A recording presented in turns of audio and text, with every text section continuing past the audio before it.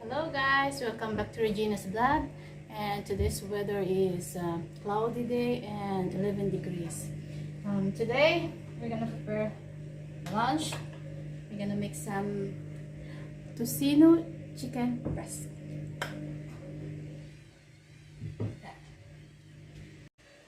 Our ingredients are, I've got here 500 grams chicken breast, and I got pineapple juice,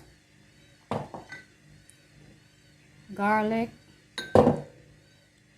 2 tablespoons of ketchup, and we're gonna put 2 tablespoons of brown sugar.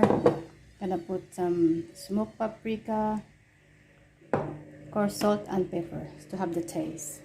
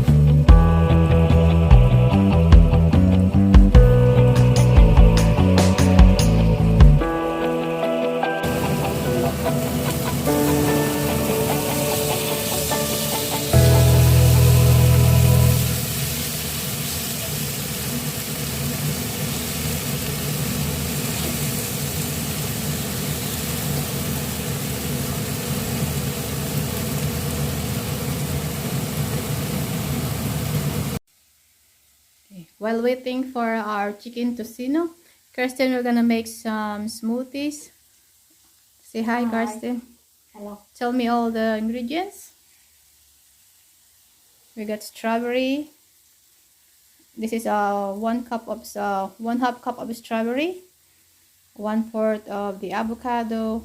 We're gonna put some squeezed lemon juice, celery, 1/2 of the apple. This is Granny Smith, the green one, and beetroot, half of the beetroot. And we're gonna put some glass of water. So ready to go, Carsten?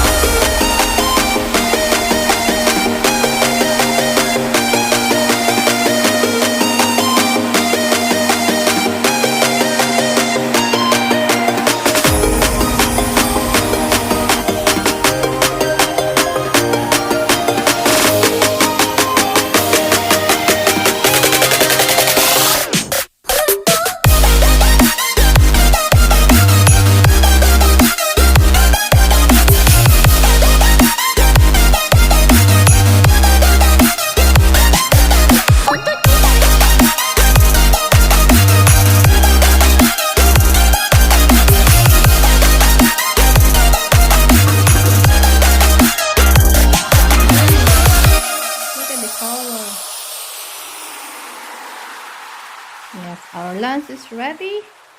There.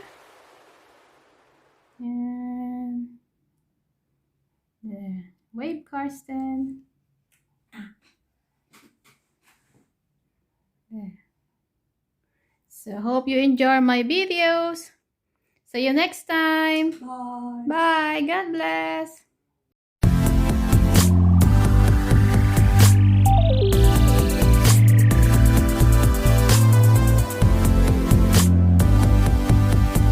Visit